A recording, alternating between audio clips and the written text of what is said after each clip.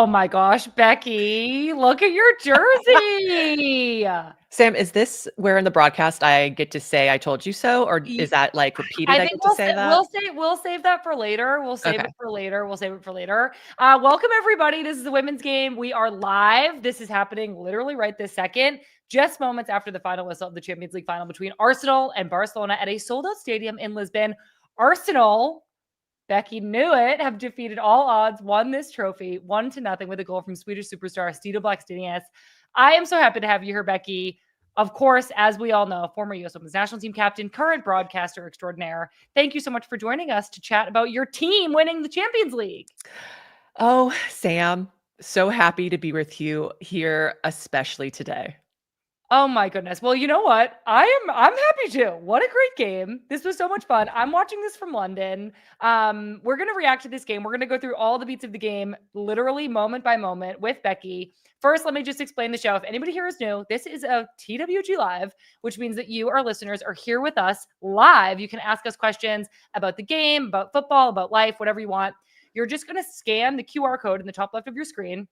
That's going to take you into a Zoom with our producer, Tony. Huge Arsenal fan, by the way. So make sure to chat Tony up about Arsenal. He got on this broadcast out of breath because I assume he was running around his house. Tony will get you set up to ask your question. It's audio only. Don't worry, you're not going to be on screen. We're going to get to those questions a little bit later in the broadcast, but go ahead and get in line now. Make sure you get your question in. For those of you who don't want to ask a question, just do us a huge favor. Give us a like. If you haven't already, hit the subscribe button. Join us on this channel. I see some of you in the chat already. We're putting the chat on screen. Emily H. cried a little at the end. James Lyon is a big Chloe Kelly fan. Chloe Kelly wins. Jay Howard, great point. The defense was solid. I'm so excited to get into this game. We'll get to your questions in just a few minutes. But Becky, let's get right into it. I want to go back to our pregame imaginations for a minute. We're gearing up for this game. Some of the storylines, Arsenal hadn't been in a Champions League final since they won it in 2007. While Barcelona had won 3 of the last 5. Now I'm doing the math as we go. They have won 3 of the last 5 Champions League finals. So Arsenal were clearly the underdogs. How did you feel about this game before it started? We Good Vibes listeners kind of know already, but you're seeing the lineup, you're knowing what Arsenal's up against. How were you feeling? I think it's pretty safe to say that most people's expectations were that Barca was going to win. And I was thinking that can always work in Arsenal's favor. I think it's a different feeling when you have everything to lose and nothing to win. And those kind of expectations, I think, can weigh really heavy on players and affect them in different ways. I totally agree. And I also am so distracted. I have the TV on mute right behind my computer screen, and I'm seeing Alessia Russo with wiping tears from her eyes. She's so happy that they won. And I think to your point, Becky, like the underdog mentality and like the expectation on Arsenal was, I think, a little bit more freeing for them, maybe. I was actually at Arsenal's training center earlier this week. True TWG fans already know and have already listened to both interviews that I did with Chloe Kelly and Emily Fox. I was a little sheepish showing up at Arsenal after very publicly being like, I think Barcelona are the favorites in this game. But Becky, literally, when I tell you, it felt like Chloe and Foxy had this little glint in their eyes. Like it was almost like they had a secret that they were keeping from me, like as if they knew we're winning this game against what everybody may be saying, except Becky Sauerbrunn, for the record. So I do want to plug TWG right here just for one moment. Both of these interviews were really, really great. And I do think that they knew something special was happening at Arsenal, especially in this Champions League run. I agree, because they had come back from a couple knockout rounds, I think against Real Madrid. And Leon. Yeah. And then, yeah, exactly. Where in the second aggregate game, they had to come back from a deficit. And so when you have both of those things kind of in your recent history, like your memory, it's got to give you that sense of belief. And so, of course, they would carry that on into this final. It's like, we've done that against some of the best teams. Why can't we do it in the final? I know. And I just think sometimes there's just like a magic that's following a team around for a season. And in Champions League this year, it just felt like Arsenal had that and they brought that energy into this game. Coming into it again, like especially the first couple minutes, it just started so fast. It felt like a final. Like Finals feel like the first day of US Women's National Team camp where you're just like, everybody's sprinting for like as long as your legs will last, you're sprinting because it's just so filled with energy. They're in this sold out stadium. This is like one of the biggest games these players will ever play in. Like, this must have been so incredible. Both teams are like going full 100 miles an hour, both sides of the ball. But I do think as the game settled in, it became clear Barca definitely had more possession. Arsenal started by trying to press high in those first 5, 10, 15 minutes. I want to know, Becky, what you saw from Arsenal's early press, from them in the first couple of minutes in this game. And even maybe as coach, Becky, how would you have started this game as like an underdog? I would have liked to have thought that I would have started the game exactly how Arsenal did. I think if you start with a higher press, you show that you're not scared. Like, if you sit in that low block, you're already conceding a lot of space. You're giving them a lot of possession, probably a lot of chances. So I really love that they did not sit back. And you could kind of tell that they were tactically trying to shape the field to get the ball to Barca's left side. And I was thinking, okay, this is great. They clearly have a structure that they want to do with this high press. And unfortunately, on that first play, Barca literally played like one long lateral pass, played it back, and then they were in acres of space. So initially I was like, ooh, if Arsenal has been training this for like weeks, and that was the first play where they were trying to shape the press, And and you're like, it's not going to work. it could be a little demoralizing. But I'm glad that they did that. I think they weren't that successful early on winning the ball higher up, but I think that showed a good tone to set the game with for sure. Sam, what did you think of Barca's attack? I kind of thought they seemed a little direct, actually. Yeah, I think especially early on, and I actually really appreciate your point, like that you would have started the exact same way. I always think the first 10, 15 minutes of a game like shows if you're scared, and Arsenal didn't come out scared at all. They didn't look scared at all. Even in the second half when they were like weathering the storm, which we're going to get to later in the show, Arsenal seemed to be like, yeah, we're weathering the storm. We knew this was going to come eventually.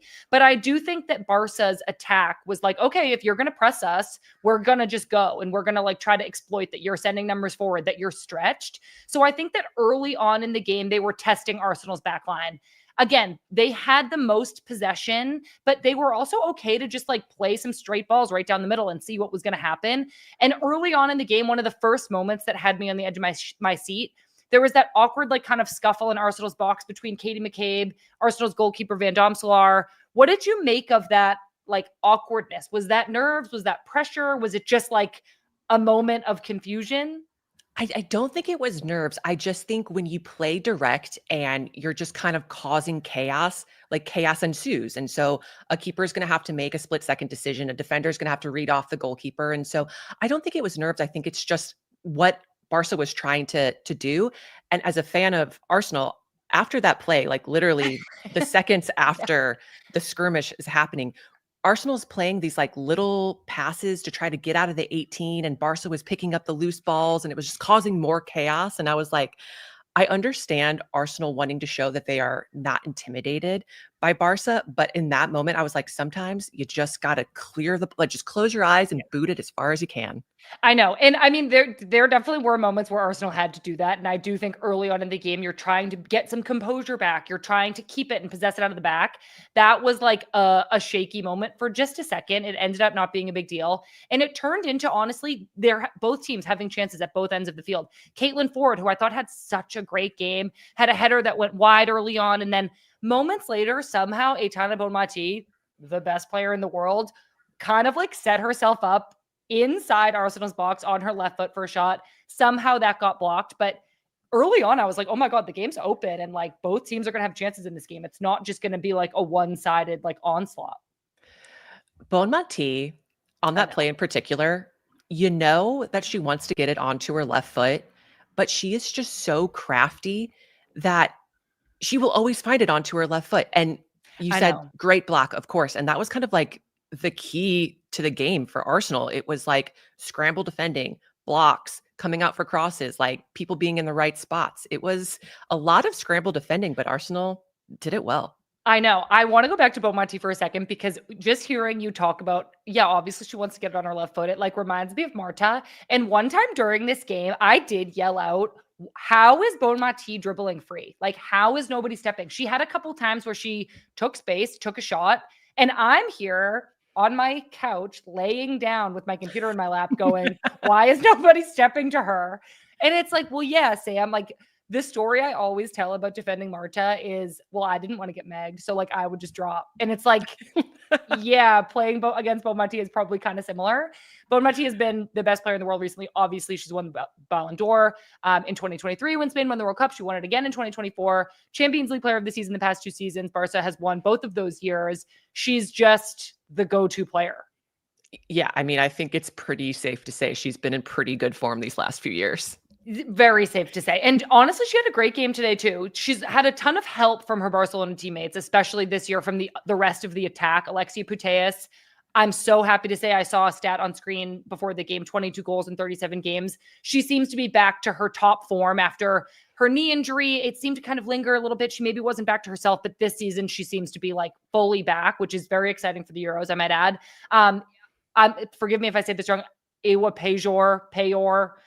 She added an element to Barcelona's attack, and then Claudia Pina scored 10 goals this Champions League campaign. So Barca's attacking prowess, like at points in this game, when I started being like, Barcelona has to score, I just have no idea who it's going to be. Like they're just that talented attacking wise.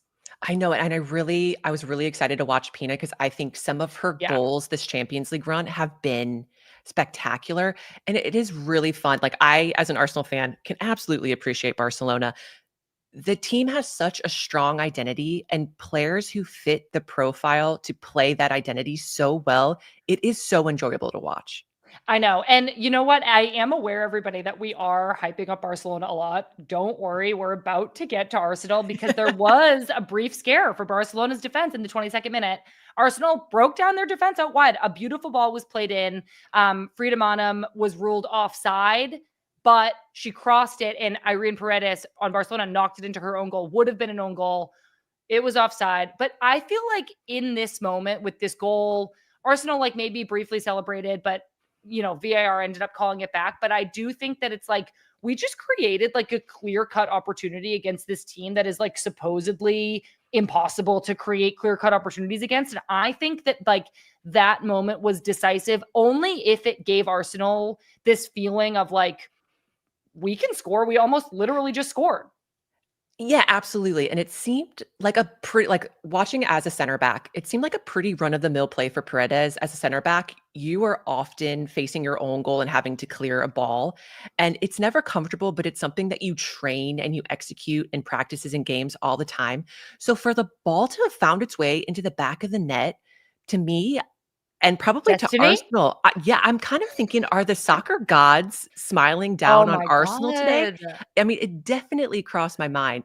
And then, like a few moments later, there was an amazing shot by Maanum that made the Barca keeper, Cole, have to make a really good save. And so I'm kind of thinking, okay, offsides, but maybe a bit of a momentum changer. I totally agree. That was that shot from distance. And it did kind of start to feel like I mentioned that Caitlin Ford header earlier. Then we had this like own goal offside situation. Frida Maanum took a great shot. I think Kim Little had a decent chance in the first half. And I started being like, okay, like I did come into this favoring Barca. And I think that the first 30 minutes favored Arsenal. Like the game was definitely back and forth. I do still think we can look at the stats. Barca had more possession, but Arsenal started showing this like, well, we're going to get chances. And like, we are playing this game strategically.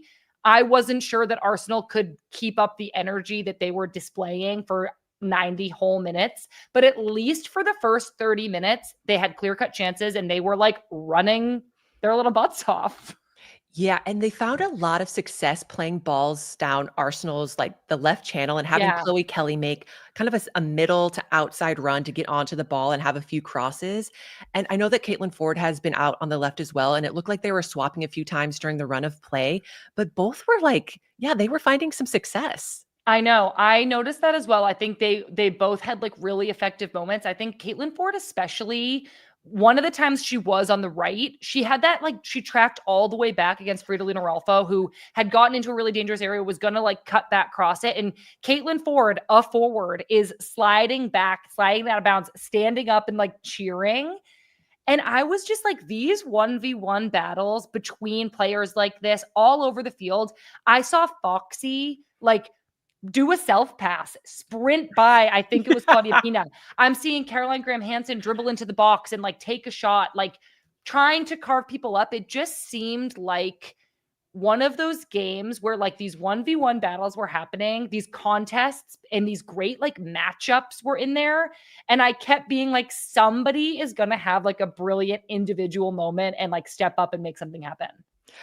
I mean, speaking of Foxy, because I feel like we need to give her all the love and roses today. She had an amazing tackle around like the 40th minute. And I will say that Arsenal near the end of the half, I think they were starting to get a little tired. So they were conceding a little bit more and more space, which meant that they were going to have to make bigger and more spectacular tackles. And Foxy had such a great tackle. I mean, they all did in the Arsenal back line. And I was concerned thinking, okay, it's a hot day. It's a final, like your energy systems do get depleted a little bit faster. Yeah. They haven't played for several weeks. Like, do they have the legs? Can they keep making these big tackles? And they did. I know. It was really great. I'm still just like watching this TV right behind my computer and they're all going up and kissing the trophy, which is so cool. And I want to talk more about in a little bit, like how it's so cool to see an English team winning. And I want to talk about like kind of what that says about the state of football, especially here in England. As I mentioned earlier, I did go into Arsenal's training center earlier this week. I did those 2 interviews with Chloe Kelly and Foxy. Another thing that I heard Chloe say this week is that she thought this game would be a chess match with both teams feeling each other out to see who was going to do what. And I actually don't like when I think of a game that's a chess match, I think like both teams are measured and conservative and you're not like really doing anything risky or anything crazy. And I don't really think this game was like this at all. If I had to like name a board game, it would be the one with like the boxers. What's that called? The box. Oh, where they're just like hitting each other. Yeah, where the game is just like the little plastic like boxers like punching each other. Yeah. I'll be waiting for somebody in the chat to name that game. But so as we like kind of take a breath and metaphorically like experience halftime of this game again, I do want to mention Rock'em Sock'em Robots. Thank you so much, Joey. Shout out. Literally love you so much. Okay, we're back to halftime. I want to take like a breath and talk about Mariona Caldente, who was on Barcelona last year, won Champions League with Barcelona in the past couple years. Now she's on Arsenal. She's brand new at this club, brand new to the league. She won WSL Player of the Season in her first season with this new club. And I'm trying to like imagine this going into the Champions League final with your new team against your old team in this huge game. I can't even imagine. And like just talk about domestic success. And she was a player that I was kind of keeping my eye on because I've always been a huge fan of Cadente. And she seemed unfazed throughout that first half. She was always there with like a deft touch or pass, like very composed. So the moment really was not getting to her in a negative way. And it just goes to show like that's what winners do in these big moments. They know how to win games. I know. I find it so interesting because when I think about that, I'm like, that would have made me so nervous to almost have this pressure of like, these are all my former teammates. I want them to like, respect me and think that I'm good. This is also like the biggest game ever. And I was kind of like, obviously watching these players walking out, going in for halftime, even watching them celebrate now. Oh my God, I'm like literally so jealous because I would have loved to be playing in this game. But Sure. I would have been so nervous, Becky. And I'm wondering if would this have been fun for you or like terrifying or both? I mean, you've played in a World Cup final. Were you nervous during the match? Yes, I was like ill. I was like so ill for like weeks at the World Cup. And like I figured it out. Like I'm capable of doing it. It's just like it's so nerve-wracking. And I'm just thinking about like walking out into this huge game, thinking about like how hard the opponent is going to be to play against. But and like, I'm just like, yeah, that makes me really nervous. But the first whistle goes and you have a pass and you complete it. Aren't you just like, oh, this is soccer. I've done it. I totally get, I get the moments. I get the moments leading up into the match. I always get the most nervous, like right before the first whistle. But Okay. it's like you make one assertive movement or you say something. Like I always made sure I said something and my first movements were dynamic and you're just like, oh, this is soccer. Like I've done this. We can do this. I will say during a game, the most time I'm nervous is if I'm going out to block a shot and it gets deflected and there's this like split second of time where the ball is in the air. Everyone literally is stopped and is just looking to see where this ball is going to go. You see the goalkeeper literally just like hands on hips, just like looking around. That's probably the moment. Stops. when I'm the most nervous on the field, and that exact thing happened to Foxy at the beginning of the second half when the ball hit the crossbar. It did. It did. And you know what? I do wonder how Foxy was feeling in that moment. Was she nervous? Was she just like, this is soccer and I can do it and I'm present in this moment? That was a really terrifying moment. It hit off the crossbar. Then there was Ona Battle's shot from the top of the box just moments later. Barcelona really came out from halftime on the front foot. Yeah, it's like when you're playing in a game, you just start feeling that momentum shift and it's just like Yeah. warning bells start going off. There's just these little momentum shifters. And I'm like, for Arsenal, it's like, oh no, we cannot let Barca take over these game moments. And then I also noticed around the 60th minute, I thought Arsenal was looking really tired. And like I said earlier, that's just what happens when you're scrambled defending for long periods of time in that kind of heat. Well, yeah, exactly. And I think you're spot on to not only point out like Barca had like there was warning signs that Barca like was on the front foot. They were getting all these chances. Arsenal was like packed deep in their end. They started to look tired. This is foreshadowing of some substitutions to come. But before we get to those brilliant substitutions, the beginning of the second half was feeling like a different story. Like I'd say going into halftime, I was like, Arsenal's doing great. They're like holding their own. This is a pretty even game. They've had some chances. Maybe even Arsenal has had the better of it, even though Barcelona had more of the ball. But the beginning of the second half, Barca just had too many options. I mentioned all these players earlier, all this attacking prowess for Barcelona. Alexia, Aitana, Pina, Graham Hansen, Ona Battle, taking all these shots from distance, getting up, getting numbers up. They're doing little small passes. And then Sama Perueo subs on. And that's when I'm like, okay, Barca's going to score. Like they have to score. They're doing little passes. They're getting little crosses off. They're taking shots from distance. They're executing everything except the very final moment. And now they're subbing on Sama Perueo. Like, of course they're going to score. I saw her getting those like final little coaching moments and I just kind of chuckled like, wow, that is some depth on this roster. But Sammy, I feel like even when she got subbed on, that Barcelona started getting like a little too trigger happy. I thought there were a lot of shots from distance. And I was thinking, okay, is this kind of like a long game for the second half where, okay, they're going to shoot from distance to try to attract out that Arsenal defense? Uh-huh. Or do you think they honestly thought that they were going to score from distance? I think in moments like that, and like this brings me back immediately to like so many games playing against like a low block. And you do like one of the things you are coached in those moments to do is shoot from distance to make the defenders step out to you and create more space so that you can get closer into goal.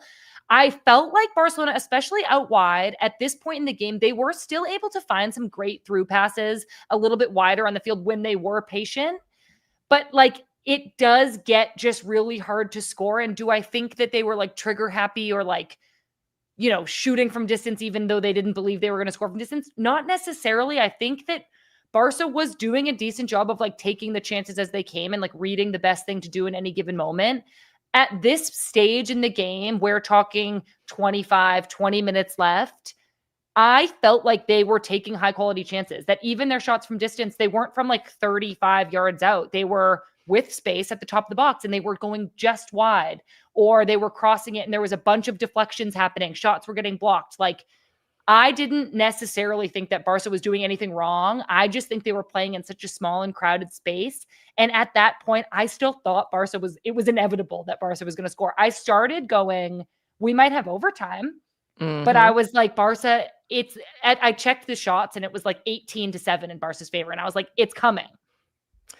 I know. And I think for Barca, when you are starting to like sniff like the blood in the water, you push a couple more people forward. Maybe you get like a little lackadaisical in the back. I Because the know. next real chance was for Arsenal. Blackstenius getting subbed on, picking up this loose back pass and driving towards goal, making the keeper make a big save.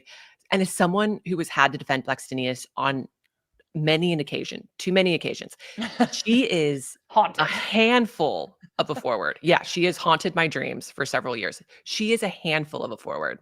I know. We do just have to say, like, again, this is the stage in the game that we're at where it's like, I am sitting here going, Barcelona's going to score.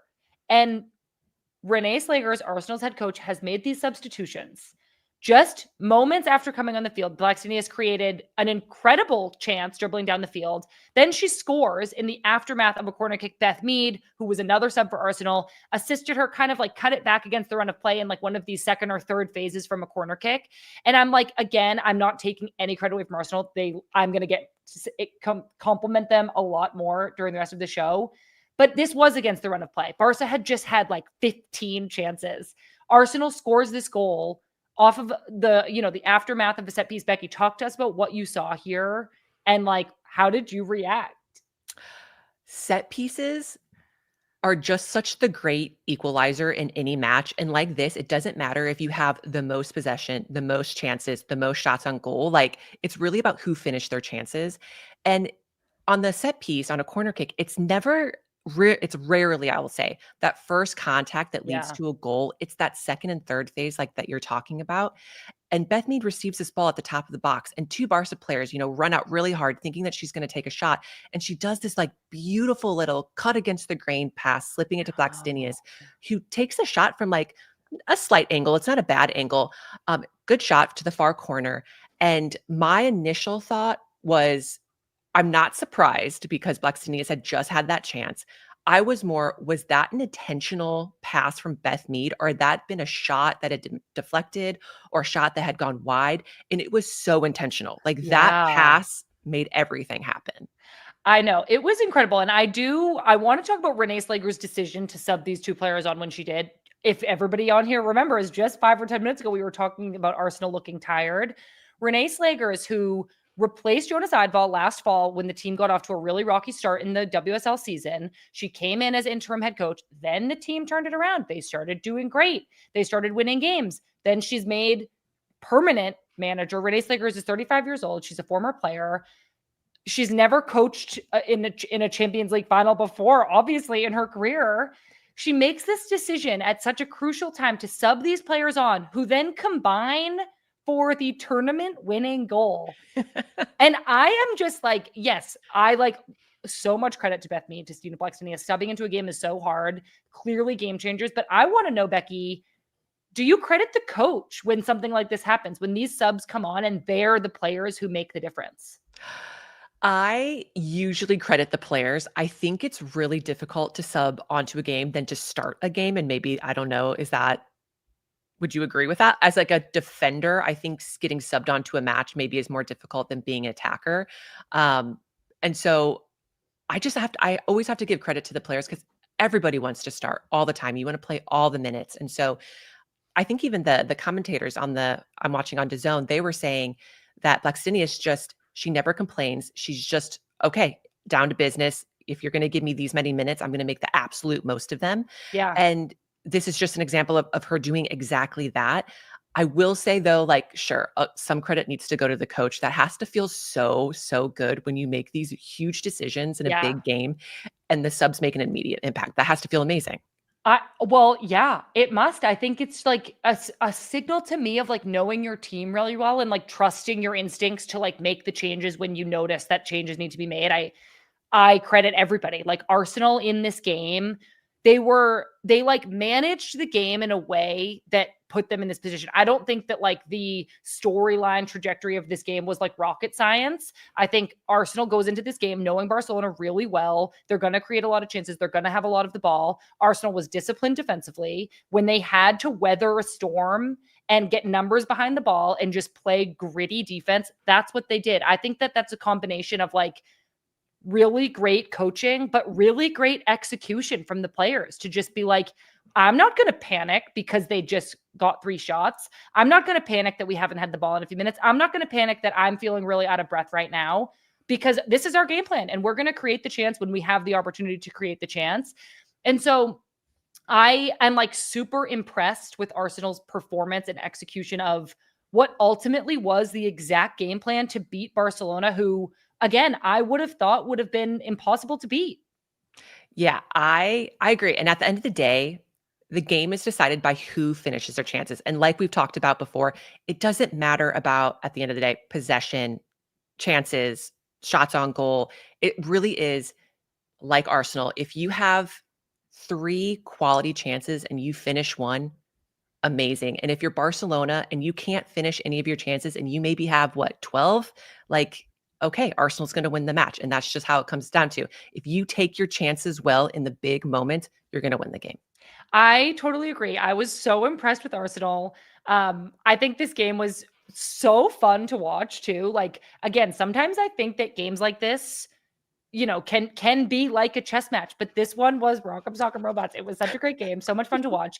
I think it's like I'm almost also seeing this as kind of like a mirror or like a form of foreshadowing for the Euros coming up this summer, because I'm thinking now about like English women's football, Spanish women's football. Does this say anything overarching about women's soccer in England, like big picture? Do you think that Barca just fell asleep? Is Spain still the same like monster that they've been for the past 5 years for club and for country? Like, I don't want to get too deep into the Euros right now, but what does this result say to you big picture about the landscape? I don't think that Barca fell asleep. I think Arsenal had a little bit of that team of destiny feel, and Yeah. the changing of the coach earlier in the season, finding a new form, not being able to beat out Chelsea for anything domestically, but finding a lot of success in the Champions League, having to fight back in those knockout rounds. They just showed that grit and that belief. And Yeah. so I don't know, Sammy, do you think it has like a bigger overarching message about English football? I mean, look, I'm in London. I'm watching the game from London. I am seeing Alexis Ohanian at the Chelsea game. I am honestly, we just saw men's Tottenham win the Europa League, and I know that that's like not the same thing at all, but I am kind of feeling this very like English centric like vibe right now where like I see the game, and just even being here, I'm like seeing the way the fans are and the way people are like talking about their teams, and that really like excites me. I think even talking to Chloe Kelly just earlier this week about the goal she scored in the Euros in 2022 and hearing about the way that goal and that win in the Euros changed the landscape of English women's football really, really excites me and makes me look even more forward to the Euros. And I do think that two of the top teams are England, are Spain. I think Germany's in there as well. It just makes me really, really excited. I think Spain and Barcelona in general are obviously so fun to watch, so talented. They still have two of the best players in the world in Aitana and Alexia. But Arsenal stood up to them today. They sealed the deal. They won the game. I want to know, Becky, who do you think was the biggest game changer for Arsenal? Who made the difference that Arsenal needed them today to win this game? Oh, I'm going to go with some center back love and do Leah Williamson. And then I have to go with Stina Blackstenius. I I think know. the moment she stepped onto the field, she tilted the field in Arsenal's favor. And you have to give someone kudos when they can do that in that type of game. What about you? Who you got? I completely agree with you. It's I don't want to just copy you, but like, But you are. but I am. But I am, Becky. I'll never make the mistake of opposing you with who I Smart. think is going to win again. But no, especially Leah Williamson had this clearing header, and it in a very weird way, it was like symmetrical to me of that almost own goal that happened earlier on in the game with Paredes, where Leah's facing her own goal, and a mistake would have been an own goal. That's why that ball that's whipped in like that is so dangerous when the defender is facing her own goal. But Leah like got down low and was able to like flick it on and head it wide. And it's a play that I think won't get talked about that much because it's not the game winning goal. It's literally just a clearance off the back line, but it's something that is like so smart and has to be perfectly executed and like could have changed the game.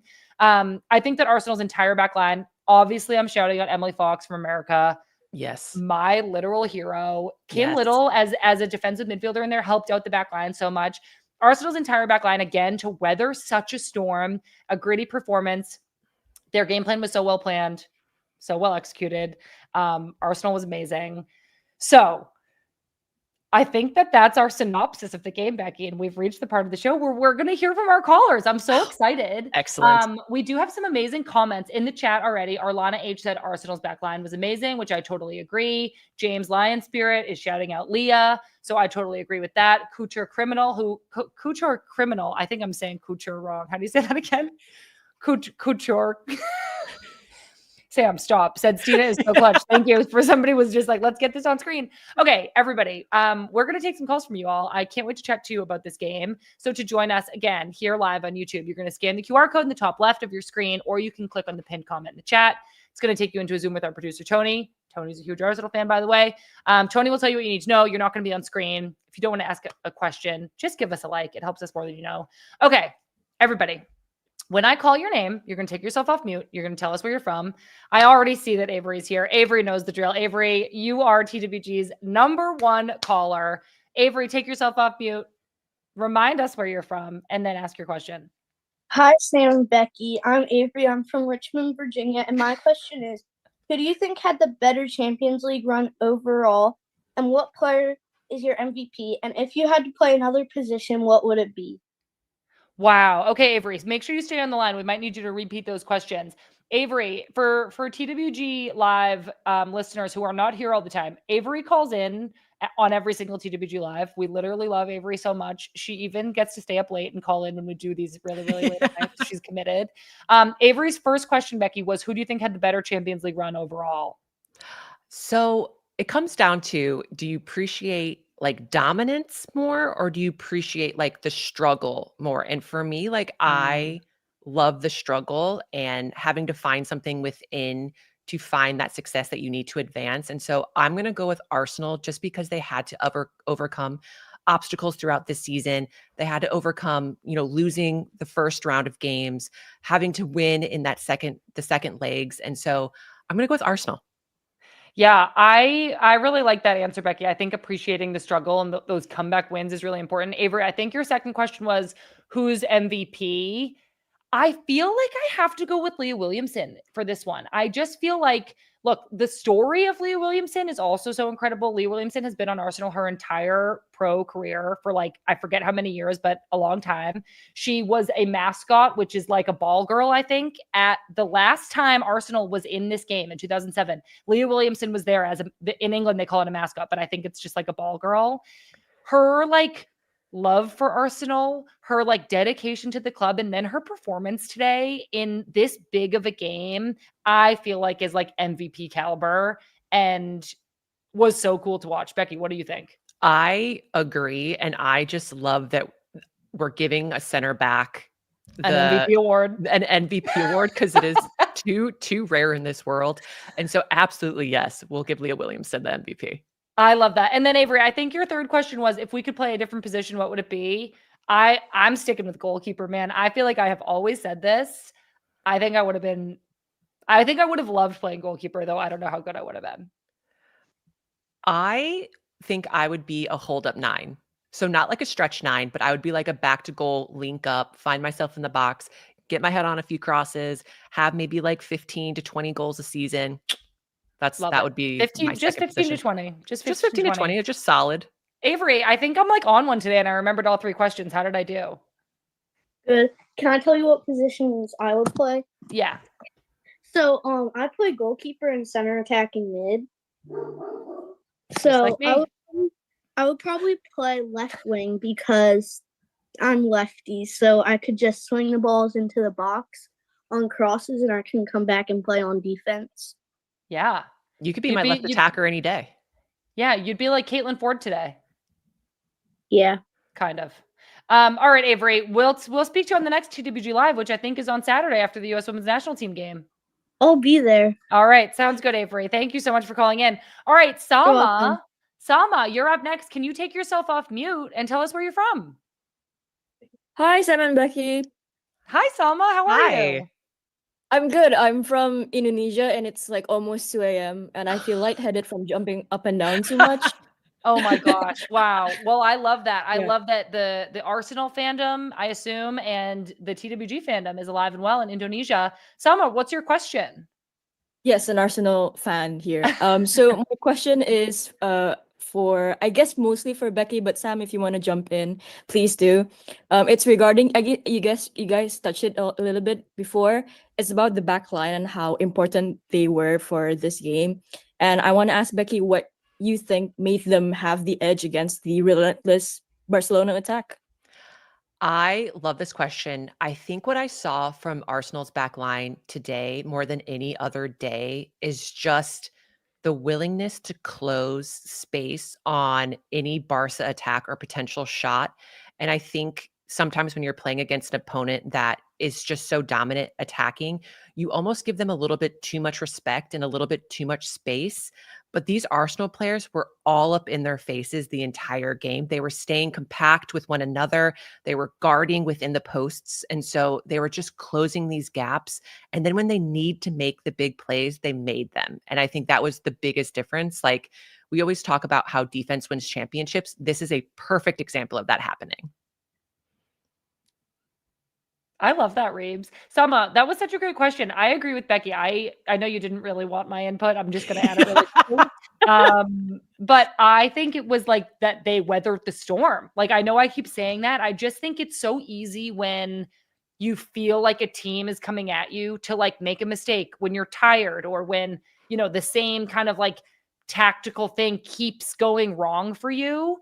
But I think it speaks so much about a team and about a back line when they like can outlast that, and they can just be like, yeah, we might get out of breath for the next 10 minutes, but like we can do it and we can get through it, and then we'll still create something on the other end. I think it was that kind of like discipline, but also like ability to withstand a really, really great attack that made the difference for them today. I loved this question. Salma, thank you so much for calling in. I'm so happy for you that your team won. Thank you. And great answer, Sam. Loved your answer. Oh my gosh. Thanks, Salma. Okay, we're going to take a couple more questions. Jimena, can you take yourself off mute and tell us where you're from? Hi, guys. I'm from, you don't gonna believe this, but I'm from Argentina, Buenos Aires. I'm thinking you know me, but I don't know. This is the profile of our people. Oh my gosh, Jimena, it is so nice to hear from you. Thank you so much for calling in all the way from Argentina. Do you have a question for us? No, I don't have a question. I just want to say I'm following you in a long time, and I'm in love with this world. Thanks to you, Sam. I mean, you are something unique for me. I mean, you show me this, and today I watched the game, and it was beautiful, and I want to say that, and that's all. My English is not good. I'm going to perfect them, but you guys are something beautiful to this world. I mean, I'm in love with you. Jimena, thank you so much. Everybody, I didn't pay Jimena to come on here and say all this. But Jimena, your English is beautiful. Becky, what were you going to say? No, I love soccer, and I love the tactical. I can speak hours of that, but today and in this moment, I just want to say you are changing the world, and this is so important what you are doing. Becky, congratulations. I mean, I love you. You made me see Copa 71, and I saw that movie because of you, and Argentina is in that Copa, and the day of National Women Game footballer is because of when we won England 4-1 in that movie, and you made me see that. I mean, that's what woman and the power of football can do. Thank you. I'm sorry that I'm a little boss, but this game made me feel so good for the future. Thank you. I love you. I'm going to see. I listen to you every day. Everything you do, I listen to you. Thank you. I love you guys. Oh, thank you so much, Jimena. My heart is so full, and I agree with what you said about Sammy. She is making the world a better place for sure. Oh, I think she was talking to you, Becky. Jimena, thank you I so love much you for guys. calling I in. love We you love guys. you. Thank you. Follow with the program. I'm sorry to this, but I have to say in that I send you 2 mails, but there I put my heart in it. So. Thank you so much, Jimena. If you said that you've sent us an email, I'm going to find your email and we'll send you a patch. Thank you so much for calling in. We love you so much. We're going to take a couple more questions. Silke from Germany. I just spoiled the where you're from part, but Silke, can you take yourself off mute and tell us exactly where you're from? Hey there. I live in Chicago. I am from Germany. So hi. Weekends, I love the game in general. I'm more Switzerland. There's so many amazing players. You too, part of it. So I can have a favorite club team. Everybody's just amazing, I feel like, at this point. So Becky, today I'm wearing a Chicago Pride shirt you signed years ago in Oh, I honor love of that. you, and congratulations, because you're so nice to even sign the opposing team's shirt. So we need all the luck we can get today. So you will be our lucky charm. Thank you. That's Anyway, sweet. so I don't have much to say to today's game, which was amazing. So congrats, Arsenal, even though Chelsea next year, okay, if Sam is listening, this needs to happen. Because yes, Chelsea is the team there. But regardless, I just wondered, can you guys at some point touch on the World 7 tournament that unfortunately just caught the back end, which was so much fun? First to understand it, but then to watch it. Wondering, have you watched it? Have you followed it? I think the prize money for these teams amazing. So I just wanted to see if at some point you could touch that. Obviously not today. You know what, Silka? I hope I'm saying your name right. I love that you have this question because Becky and I are recording Good Vibes together for Tuesday, and I already have this tournament written in up to my notes to try to talk to Becky about for Tuesday's episode. I did watch a lot of it because I'm here in London. I just feel like it was on the TV and maybe like the time zone was really good or something, but it was on in the afternoon. I watched a lot of the games. And I thought it was so fun to watch that I think that they've tapped into something really, really special with this tournament. I saw that Bayern Munich won, and I think that Bayern had the most fun. And I love that they also then ended up winning. They were doing all these celebrations. They won $2.5 million for their team. Club should somehow be distributed to players and staff and to the club. And so I thought the tournament was incredible. Becky, I don't know if you watched much of it. I don't know what time it was on for you. No, I didn't. All I really got to see were a lot of the celebrations because people were just So fun. loving, like, the bicycle celebration. Definitely saw that one. I know that one was really good. I do have some stories to tell about watching it with my sister and our conversations around it, but I am going to save them for Good Vibes on Tuesday. So Silka and everybody who's curious to know more about World Sevens, definitely tune into Good Vibes on Tuesday. Thank you all so much for calling in. This was such a fun episode to do with Becky, to do live after the Champions League final, and to hear from all of you. I always love your questions. If you didn't get your question in today, you can always send us an email at womensgamemib@menandblazers.com. I would love to hear from you, and we'll try to answer it on an episode of Good Vibes. We are wrapping this up today. So I do just want to say a huge congratulations to Arsenal, to our US girlies, Emily Fox, Jenna Neiswanger, who have won the Champions League. And honestly, Becky, to all of our friends of the pod, there's so many Arsenal players that we have interviews with that you can listen to on our YouTube channel or wherever you get your podcast. We've talked to Leah Williamson, Beth Mead, Alessia Russo. We even have those two interviews that I just spoke about with Chloe Kelly and Emily Fox. Coming up next for the women's game, we have an all-new episode of Good Vibes dropping on Tuesday. Becky's joining me for that. And then later next week, our Friendlies guest is U.S. Women's National Team defender Tara McKeown. We're going live again after both U.S. Women's National Team games in this upcoming window. Becky, I know that you are broadcasting and you're going to St. Louis for your retirement game. How are you feeling about that? I am excited. You know, Sam, how I just love all the attention and I want everyone just to be looking at me and celebrating me. So Becky, my palms are already getting sweaty. I believe that. I believe that for you, but it's going to be amazing to honor you. I'm really excited that you get to go and have this ceremony. Okay, everybody, don't forget, all of our podcasts are available here on YouTube and on our podcast feed, wherever you get your podcasts. You can follow along with us across all of our social media, Instagram, Twitter, Blue Sky, TikTok at Women's Game MIB. Like I said, you can send us an email, womensgamemib@menandblazers.com. I would love to hear from you. Becky, thank you so much for doing this today. Thank you to all of our callers for calling in. You're all incredible. Thank you to the women's game. Thank you to Men and Blazers. I'm Sam Mewis. I'm Becky Sauerbrunn. I got you off guard there, Becky. Sorry. This is the women's game. Thank you for being here with us, and we'll see everybody soon. Bye.